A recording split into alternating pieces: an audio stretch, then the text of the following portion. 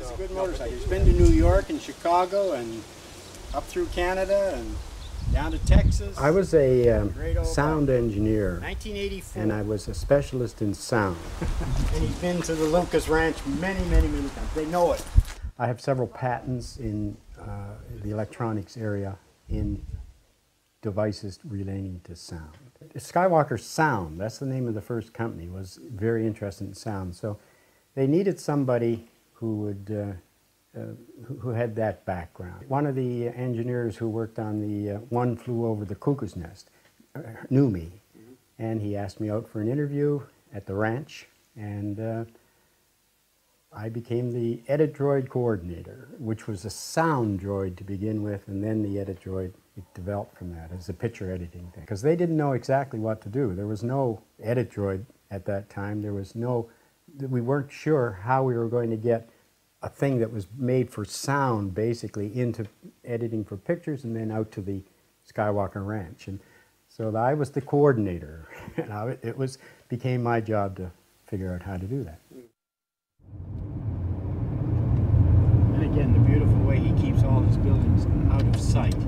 You don't even see them. Yeah, works pretty well. You may have to stop here.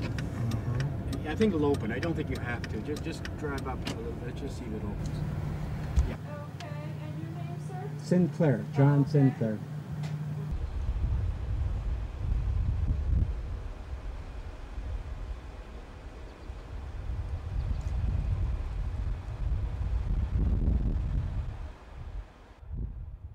I have only got one picture of George Lucas on the droid. You were asking how involved he was. He was involved enough that he would come and sit and look and watch and ask how we were doing. And George Lucas is not a technical guy, but he has these ideas that this should be possible. And certainly here he had an idea that this should be possible. The interface between the editor and the EditDroid was a device called the touchpad. And it was really based on the controller on a flatbed chem film editing machine. You had a switch and a rotating controller, like a throttle. It had a neutral position where the image would stand still on the screen. And then as you moved it forward, the image would speed up until you reached the proper playing speed.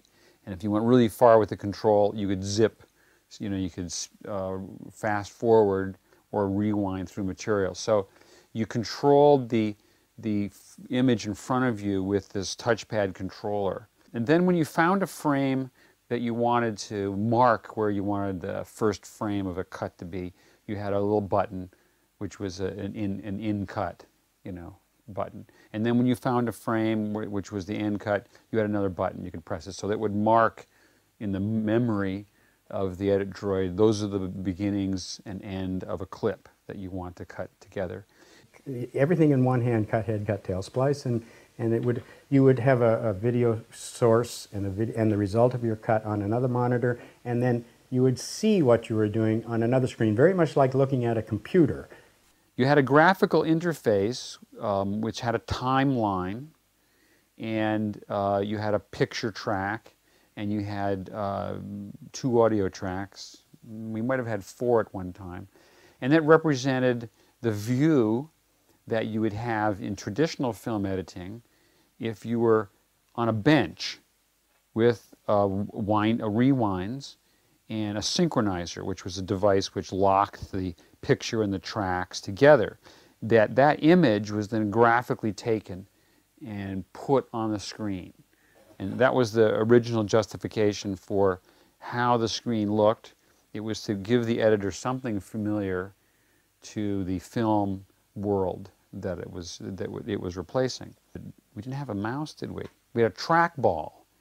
We had a trackball which moved the cursor around on the screen to the various buttons, and then you had a button beneath the trackball, which was the command button. And it all seemed very strange because this really was before we had home computers. This idea that all your decisions were a bunch of video images of buttons was a very strange one. And I can remember first looking at it and saying, what sense does that make? That's really strange. Because up to that point, buttons were something physically that you touched. You reached over and you pressed it, or you pulled something with your hand, or you flipped a switch or something. And this idea that the commands were just on a screen, and that you moved, like in a little video game, you moved a little cursor, and then you said, I want that one. That was a very strange concept at first. And I can remember looking at it thinking, is this going to really make sense to anybody? So it was all new, but obviously it was the precursor to what we do every day now on our cell phones or anything else. You make decisions by, navigating on a screen to the command location you want to go to. With film, you saw your results. You physically had material in your hands. You could hold the film up and look at it, and you could touch the soundtrack. You could smell it. You actually could taste it, because sometimes you had to decide whether you had base or emulsion up on the film. So there was a real physical interaction with the material. But when you went to the EditDroid, everything now was represented by symbols on a screen. And that took some adaptation for people. It did for me.